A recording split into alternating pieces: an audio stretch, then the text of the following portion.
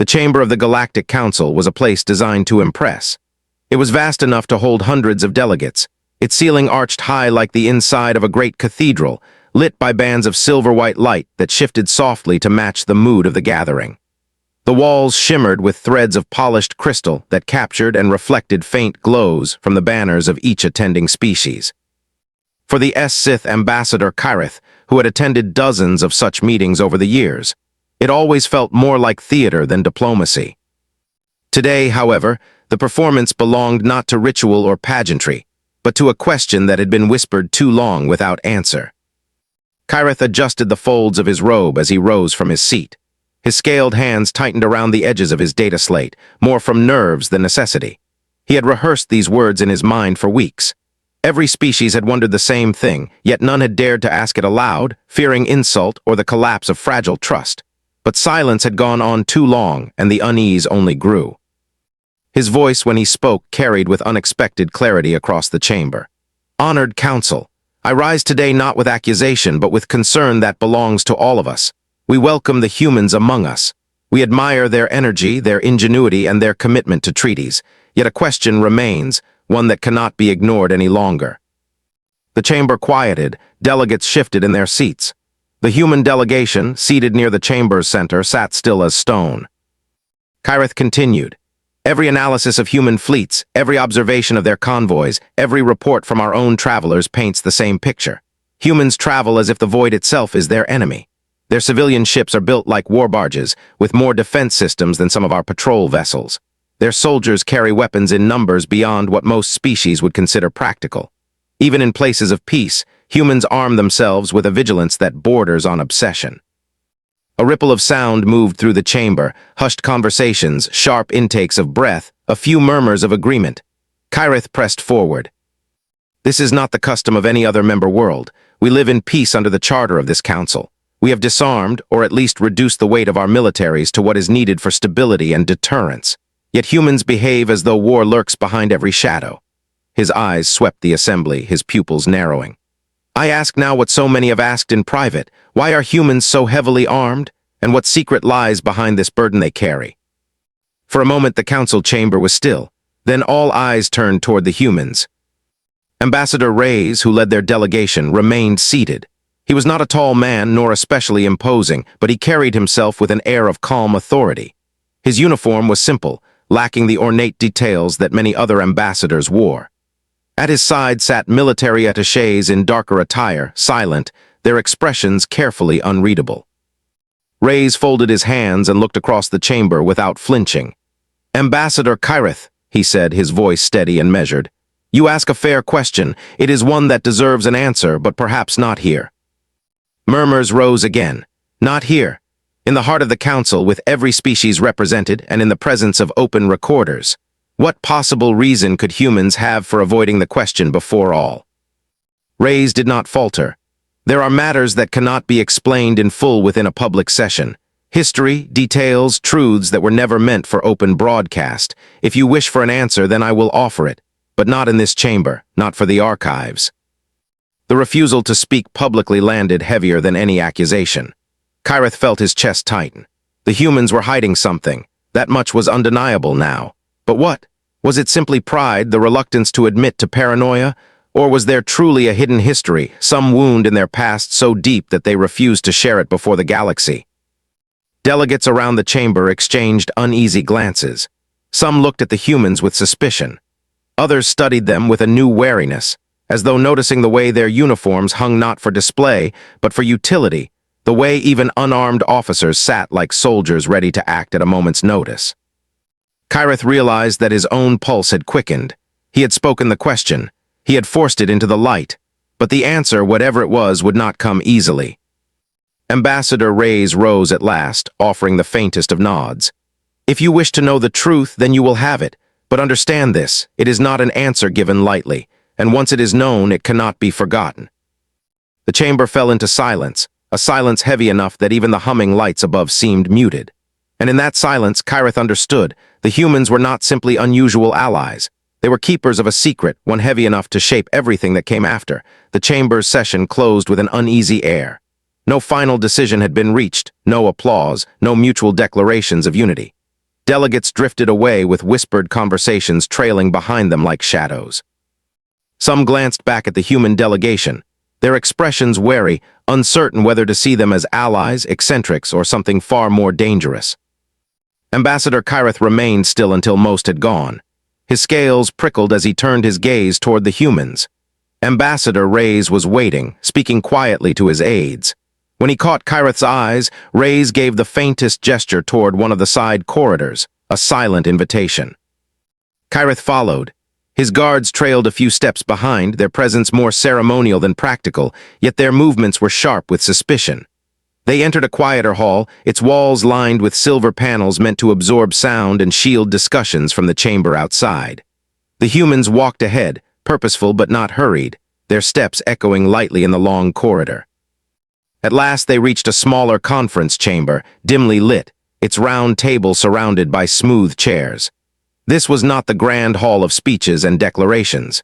Here, the council conducted its private discussions, where words were not for the record but for the truth. Reyes stood near the table and placed both hands upon its surface. He looked at Kyrith with an expression neither hostile nor yielding. "Ambassador," he began, "you have asked a question that every species in this council has wondered. You deserve an answer, but I warn you, the answer is not simple." Kyrith inclined his head, his crest shifting faintly with unease. "Then give me the truth. We cannot move forward until the mystery is set aside." One of the human attachés, a tall officer in a dark uniform, leaned forward slightly. "The truth," he said, his voice low, "is heavy, and some truths once heard cannot be unlearned." Kyrith's guards exchanged uneasy glances, but the ambassador himself remained steady. "If humanity wishes to be trusted," he said firmly, "then secrecy is a poor foundation. Too many see your weapons as preparation for war, not protection. If there is another explanation, it must be spoken clearly." Reyes exhaled slowly, then gestured for everyone to sit. When at last they had taken their places around the table, the human ambassador began. "You are right to see our behavior as unusual," Reyes said. "We arm ourselves more than others. We train our people in ways that may seem excessive. Even our merchants travel with weapons and our civilians learn defense. You ask why? The answer is this: because our history forced us to become so, because we have lived with the knowledge that safety can vanish without warning." Kyrith tapped his claws lightly against the surface of the table. "Every species has endured conflict. We all bear scars of wars, of struggles within our own worlds. But those wars are past. Why do humans continue as though enemies still surround them?" The ambassador met his eyes. His gaze was calm, but there was something beneath it, a weariness, a memory of weight carried too long. "Because they do," Reyes said softly. The words lingered in the air, simple yet heavy. Kyrith frowned, his frills stiffening. "Explain." Reyes did not answer immediately. Instead, he touched a device on the table. A pale glow spread from its center, forming a dome of soft light around them. "This discussion does not leave this chamber," he said. "If you wish the truth, then you must hear it in confidence. For what I tell you now has not been spoken before this council. It is not part of the official records you study." The attaché in the dark uniform shifted again, his jaw tightening, but Reyes gave him a slight nod, and the officer relaxed back into silence. Kyrith leaned forward, his voice steady. "Then speak it. I asked this question before the council. If you choose secrecy, I must at least understand why." Reyes' expression hardened, not in hostility but in solemnity. "Understand this, ambassador. Humans do not carry weapons to intimidate our allies. We do not build fleets to conquer our neighbors. We do not wish for war." His eyes darkened slightly. "But we prepare for it. We must prepare for it, because there are things beyond the borders of your maps, things you have never encountered." The silence that followed was sharp, broken only by the faint hum of the shielded walls. Kyrith's throat felt dry, but he forced the words out. "You mean another enemy, something outside the council's knowledge?" Reyes did not look away. "Yes." Kyrith's guards shifted uneasily behind him. The words could have been bluff, an excuse, a story to mask human pride. Yet the tone in Reyes' voice was not boastful. It was quiet, heavy, like a confession. "You asked why we are so heavily armed," Reyes said finally. "The truth begins with a war you do not know, a war we fought alone." Kyrith felt a cold shiver crawl across his scales. A hidden war? A conflict no one else had seen, no record preserved. The galaxy prided itself on shared knowledge, on history catalogued for all. For an entire war to be absent, for humanity alone to claim it, either the greatest secret or the greatest lie lay before him. And in that moment, Kyrith realized his question had been answered only with a deeper mystery. Ambassador Reyes sat back in his chair, his hands folded neatly on the table. His eyes did not leave Kyrith, though his gaze seemed to look through him at times, as if recalling memories that hovered just beyond sight. "You know fragments of our history," he began, his tone calm, deliberate. "The reports shared when we joined the Council spoke of our conflicts. They told you of the wars that scarred our homeworld, the rivalries between nations, and the struggles that lasted centuries. That much was no secret. We do not deny it." Kyrith inclined his head slightly, his crest flicking in acknowledgement. "I have read of them. Brutal, yes, but not unique. Many of our worlds fought themselves before unity. The Trell, the Vathri, even my own Sith tribes, none are without blood on their history. But unlike others, you humans seem to carry your past like armor." Reyes gave a faint, weary smile. "That is a fair description." He leaned forward. "Imagine, Ambassador, a world divided into hundreds of nations, each suspicious of the others. Imagine thousands of years of competition, of conflict, of alliances shifting and breaking with each new century. Every advance in technology was shaped first by survival, then by rivalry. Our skies filled with weapons before they filled with explorers. Our seas carried fleets of war before they carried trade." Kyrith listened closely. The words carried a strange resonance. To many species, war had been an early chapter that ended quickly once global communication and shared governance took root. For humanity, it had lasted far longer, shaping not just politics but identity. Reyes continued. "We fought wars that consumed entire generations, wars that reshaped continents. We faced famine born of our own choices, disasters worsened by our own hands. And when we looked outward to the stars, we carried those habits with us. Suspicion, preparation, always ready for another rival to emerge." One of Kyrith's guards muttered softly, "And so they arm themselves still." Reyes heard the whisper but did not react with offense. Instead, he nodded.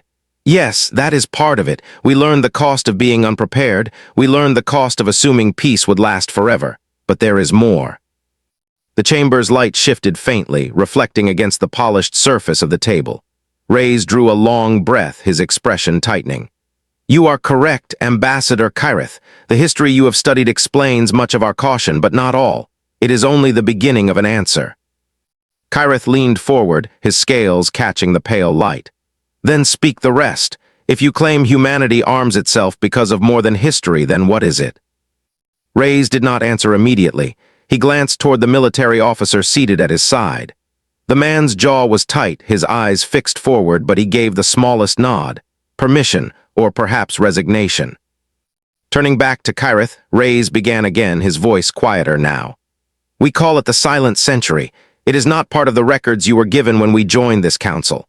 Not because we sought to deceive you, but because we chose not to burden others with what we endured. Most of our people today do not even speak of it. Some do not know it at all." Kyrith's claws tapped once against the table, sharp against the silence. "A war." Reyes' expression darkened. "Yes, a war, but not one between nations, not even between worlds of our own making. It was something else, something that came from beyond." Kyrith's guards shifted uneasily. One of them whispered in his ear, "Perhaps they invent ghosts to justify their weapons." But Kyrith silenced him with a raised hand. His instincts told him otherwise. The human ambassador was not weaving fantasy. His eyes carried too much weight for that. Reyes pressed on. "You asked why we arm ourselves so heavily. The truth is that once we were caught unprepared. We were still learning to stretch beyond our star, building fragile colonies on nearby worlds, sending ships into the dark. And then, without warning, we found we were not alone." He stopped there, letting the words hang. Kyrith felt a cold unease settle over him. The explanation he had demanded was beginning to take shape, but it was no simple account of old rivalries or cultural quirks. This was a revelation that threatened to rewrite what he believed about humanity, and perhaps about the galaxy itself. Reyes leaned back, his face unreadable. "That is why we are as we are. Our history taught us to prepare for enemies we could see. Our silence came from enemies we could not." The room fell into stillness once more, broken only by the faint hum of the shielding around them. Kyrith realized he was gripping the edge of the table with more force than he intended. He had asked for truth, and now it was coming, one piece at a time. And for the first time, he wondered whether he was ready to hear the whole of it. The chamber's shielding hummed faintly, a cocoon of silence around them. Ambassador Reyes rested both hands on the table, as though grounding himself before the weight of what he was about to say. His voice, when it came, was steady, but there was a strain beneath it. "We call it the Silent War," he began. "Silent not because it lacked sound, but because we did not speak of it. Not then, not now. Most of our citizens know little beyond whispers, fragments passed down. It is a chapter missing from our official records, missing even from the data we shared when we joined this council.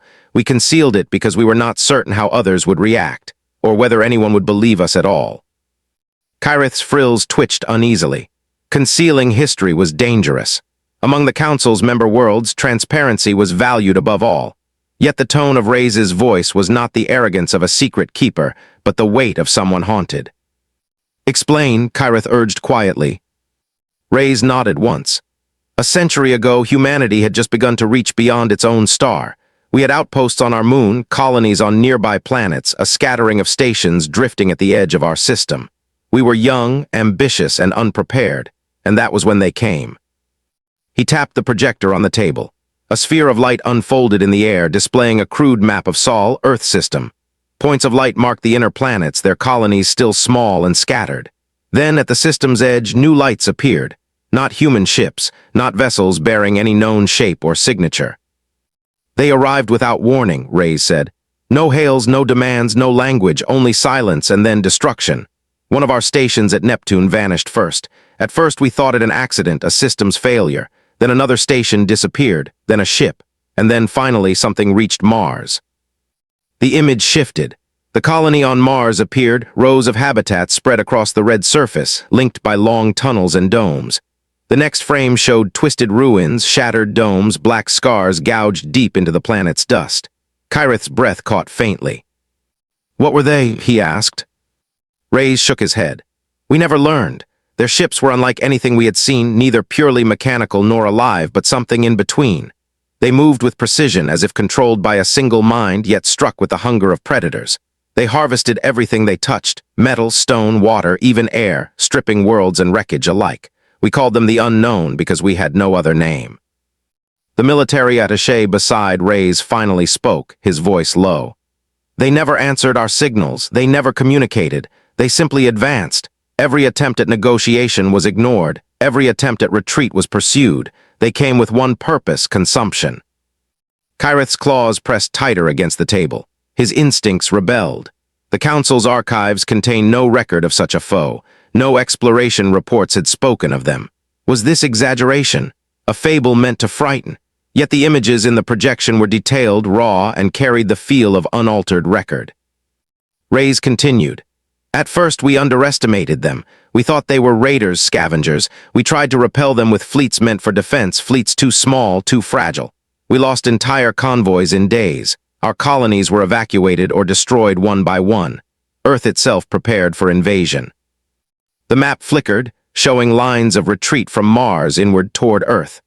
Kyrith could almost feel the panic of those days, the sense of being hunted in one's own system. "And yet," Reyes said quietly, "we survived." The word hung heavy. Kyrith tilted his head. "How?" Reyes' eyes darkened. "By fighting as we had never fought before. We turned every ship into a weapon. We converted cargo haulers into warships, mining lasers into weapons. We conscripted civilians, trained every able body, armed them with whatever we could build. Our world became a forge of desperation, and slowly, painfully, we pushed them back." The images shifted again.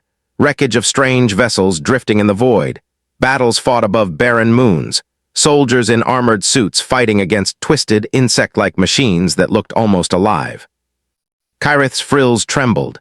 The scale of it was staggering. If true, it was not simply another war of humans against humans. It was survival against something no one else had faced. Reyes deactivated the projection.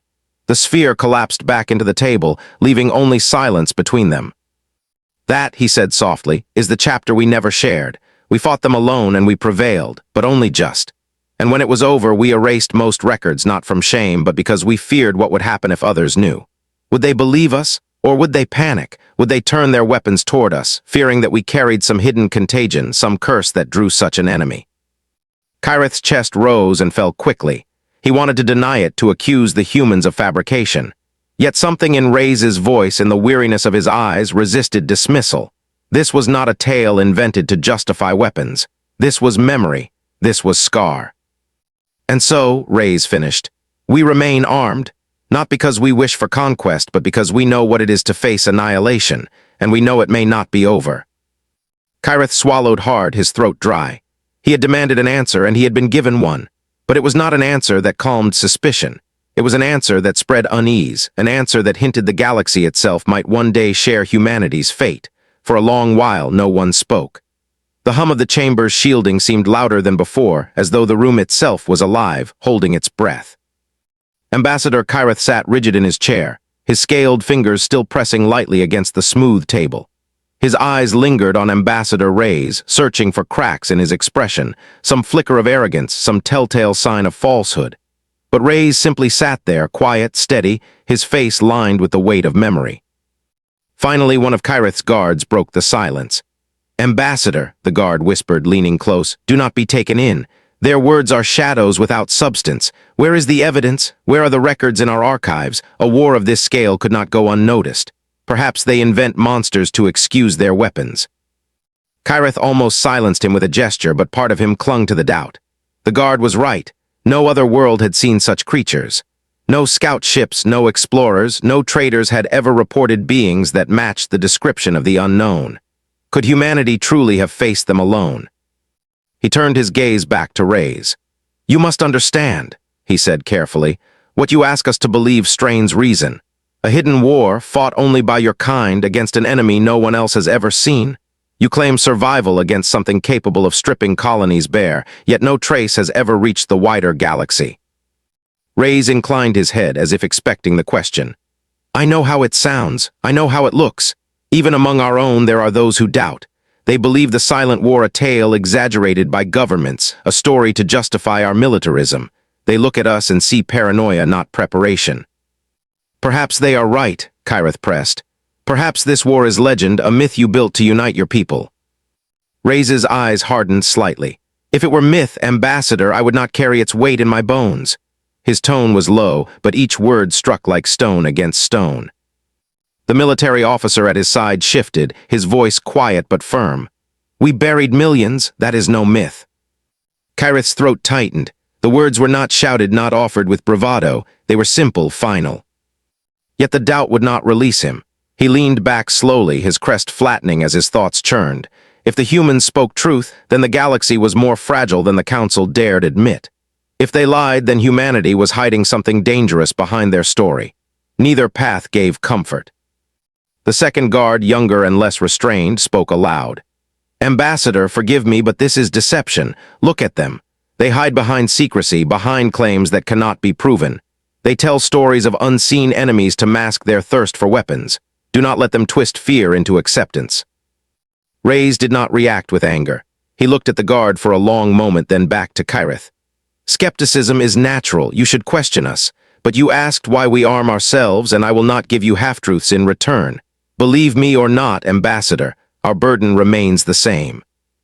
Kyrith could feel the weight of the moment pressing down on him. He wanted to demand more, to tear away the veil of human secrecy and see what lay beneath.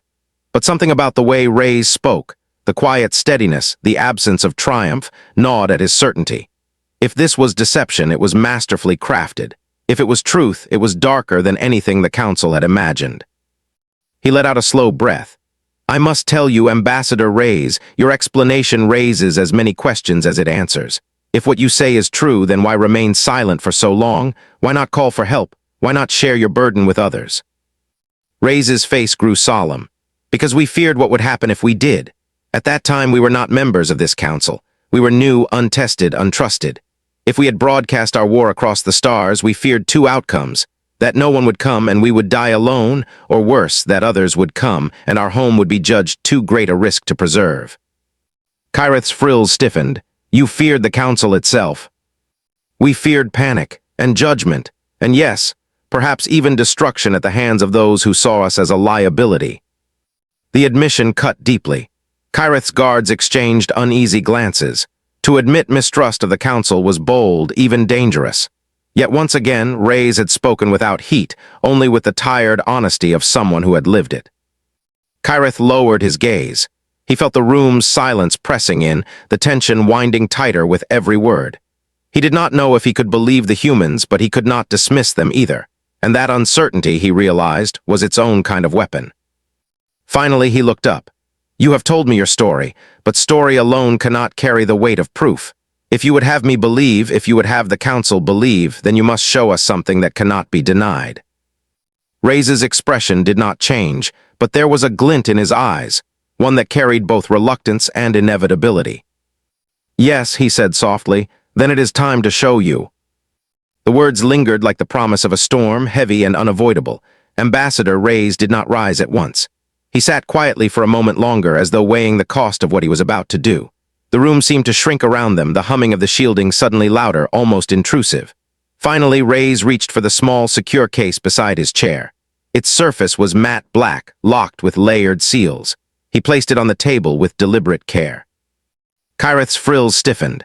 Something about the case radiated importance, the way a relic might, or a weapon too dangerous to leave exposed. Reyes keyed a code into the device. With a soft hiss, it opened, releasing a faint pulse of cold air. Inside lay a compact projector, its casing scarred and old, not sleek like the polished technology the humans used now. This machine had been kept, perhaps hidden, for decades. Reyes looked directly at Kyrith. "What I am about to show you has never been displayed to another species. It is the preserved memory of the silent war. The records we swore to bury for fear of panic or dismissal. You demanded proof. Here it is." He activated the device. The chamber darkened, and a sphere of light unfolded above the table. The first image was of a human station orbiting Neptune, angular, industrial, busy with freighters. Then, without warning, shadows fell across it. Shapes moved, alien ships, jagged and asymmetrical, pulsing faintly as if alive. They made no transmissions, offered no signals. They opened fire without hesitation. The image shifted. Explosions blossomed across the station, debris scattering like dust. The station's outer shells crumpled inward, and then, horrifyingly, the alien ships began to reel the wreckage in, breaking it down with beams of sickly green light. They were not simply destroying, they were harvesting. Kyrith's claws curled against the table. His guards hissed softly, their skepticism faltering. The recording moved on. Battles above Mars. Human ships, clearly not warships but converted cargo vessels, firing desperately with jury-rigged weapons. Alien craft swarmed them, moving with eerie coordination as though guided by one mind. Dozens of human vessels died in flashes of fire, yet some struck back, tearing apart the invaders with desperate barrages, sacrificing themselves to buy others time. And then the surface of Mars appeared. Kyrith's breath caught. Human soldiers fought in exosuits, their weapons spitting fire against machines that skittered and crawled across the red dust. The invaders looked partly metallic, partly organic, their limbs chitinous and sharp. Some towered over the battlefield, bristling with weaponry. Others scuttled like insects, tearing into armored suits with savage efficiency. The soldiers fought with ferocity that chilled Kyrith. They moved as if every battle were the last, their discipline forged not by pride but by necessity. Entire units were overrun, yet the recordings did not cut away. They showed soldiers holding detonators to their own packs, sacrificing themselves to take the creatures with them. One of Kyrith's guards turned away, unable to watch. The younger one whispered hoarsely, This cannot be invention. No one fabricates horror like this." The image shifted again. Earth viewed from orbit with massive orbital platforms under construction. Reyes' voice narrated quietly over the projection. "We armed our skis, turned our planet into a fortress. Every citizen became a soldier in one way or another. Our world lived on the edge of extinction for decades, and slowly we turned the tide." The hollow showed wreckage drifting in the void, alien ships torn apart by desperate human offensives. Battles waged in the asteroid belt, fleets of human war-converted freighters ambushing the invaders with brutal efficiency. Slowly the swarms dwindled. The unknown retreated, or perhaps simply vanished. The projection flickered and ended, leaving the chamber in silence. The air felt colder, heavier. Reyes deactivated the projector and closed the case. "That is our proof," he said softly.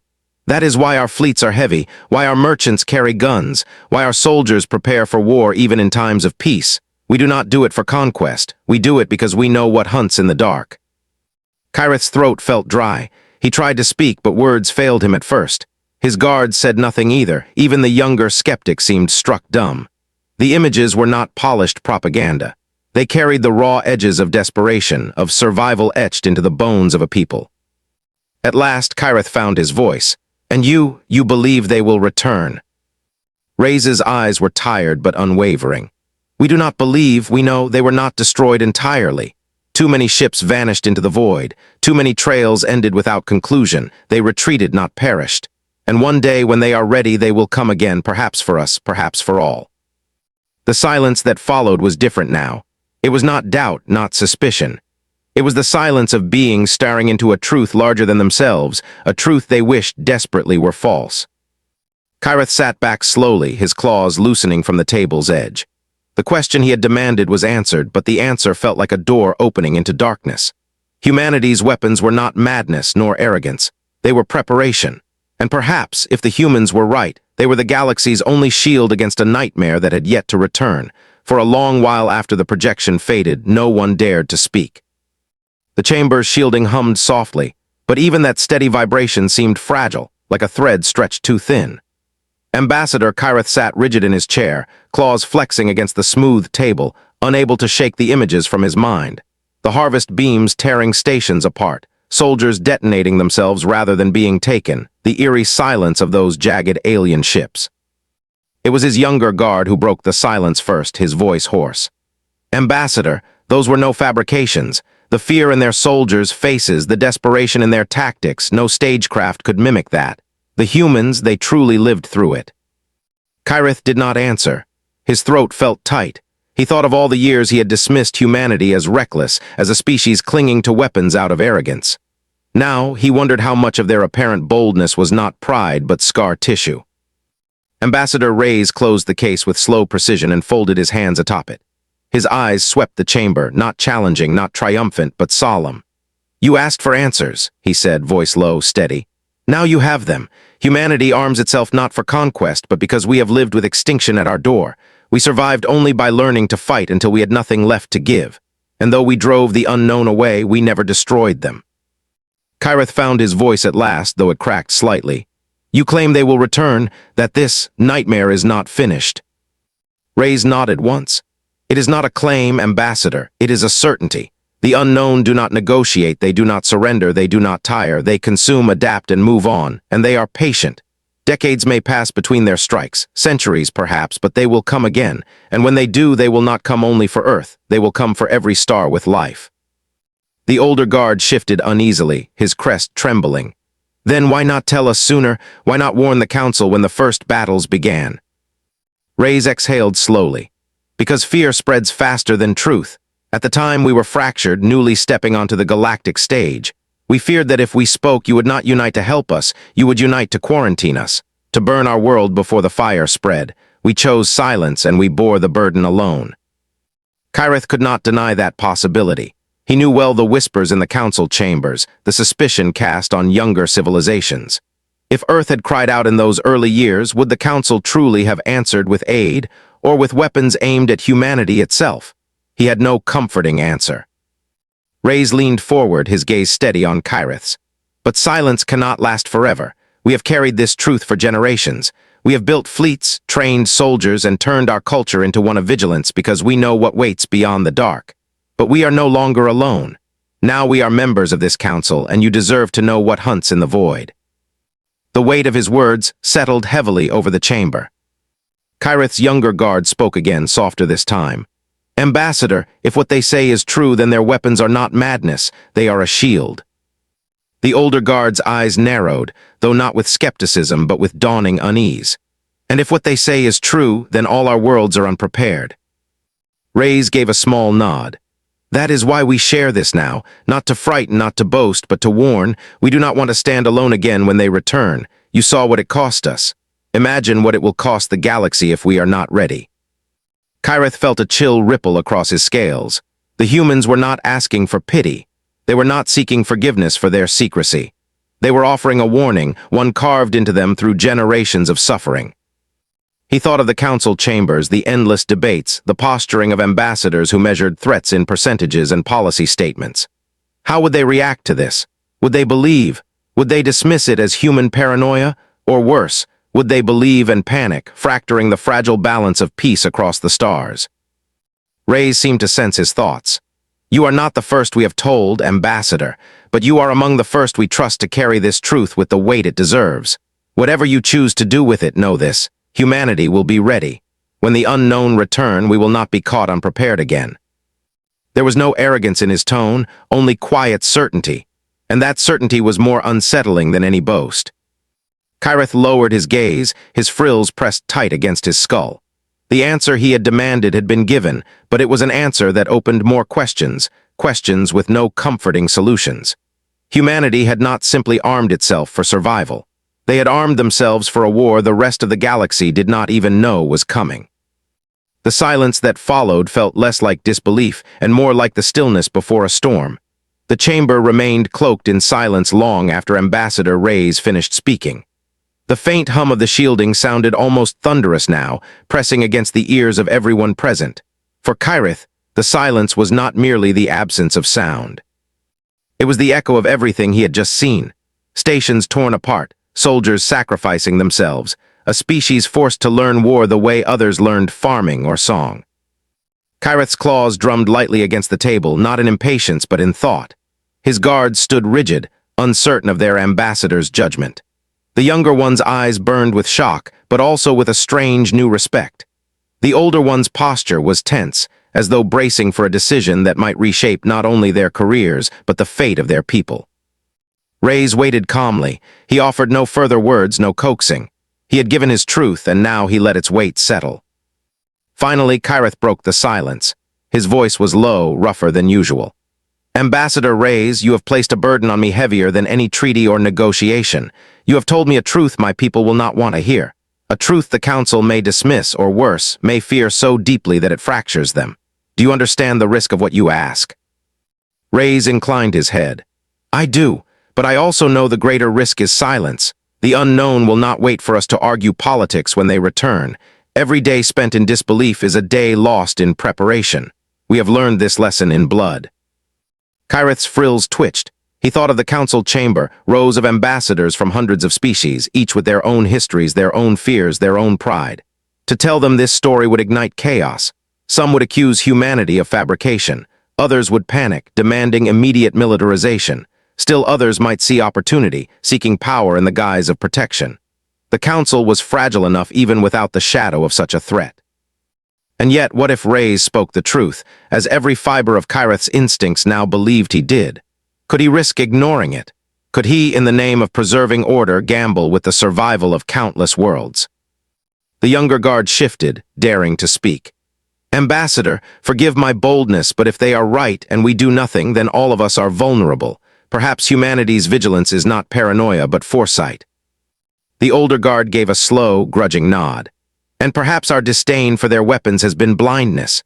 If the unknown come, we will need fleets like theirs, soldiers like theirs. Without them, we are children waiting for the dark to swallow us. Kyrith listened in silence, weighing their words against the images seared into his memory. At last, he looked at Reyes again. You have given me a truth too heavy to ignore, but truth alone will not sway the council. They will demand proof, and even then they will resist. Reyes tapped the case gently. You have the records, that is the proof. Show them and let their own eyes decide. Some will resist, yes, but others will understand. And once a spark is lit, it cannot be extinguished. Kyrith leaned back, his form heavy with weariness. Then the choice lies with me, whether to remain silent and preserve a fragile peace, or to speak and shatter illusions, perhaps forever. Reyes' expression softened, though his eyes remained steady. The choice was always yours, Ambassador. Humanity can and will stand ready no matter what the Council decides, but we would rather not stand alone again. We hope you will see the value in that. The chamber grew quiet once more, the air thick with the weight of decision. Kyrith closed his eyes briefly, and in that darkness he saw the hollow images again, the harvesting beams, the desperate soldiers, the determination in their faces even as they fell. He realized then that humanity's greatest weapon was not their fleets, nor their guns. It was their refusal to yield, their belief that survival was worth any price. When he opened his eyes, he felt a strange calm settle over him. The path was perilous, but it was clear. "Very well," he said at last. "I will carry your warning to the council. I cannot promise they will listen, but I will ensure they hear." Reyes inclined his head once more, a gesture not of victory but of respect. "That is all we ask." Kyrith rose, his guards following suit. The chamber's shielding dimmed, and for the first time since entering, the ambassador felt the full weight of the galaxy pressing upon him. He knew the coming days would be filled with resistance, doubt, and fear. But he also knew the truth could no longer be ignored. As the doors opened, spilling bright light into the room, Kyrith looked back at Reyes one final time. The human stood steady, his case at his side, his expression unreadable but resolute. For the first time, Kyrith understood. Humanity's weapons were not a threat. They were a promise that when the darkness returned, someone would be ready to face it. And perhaps, with time, the rest of the galaxy would be ready too.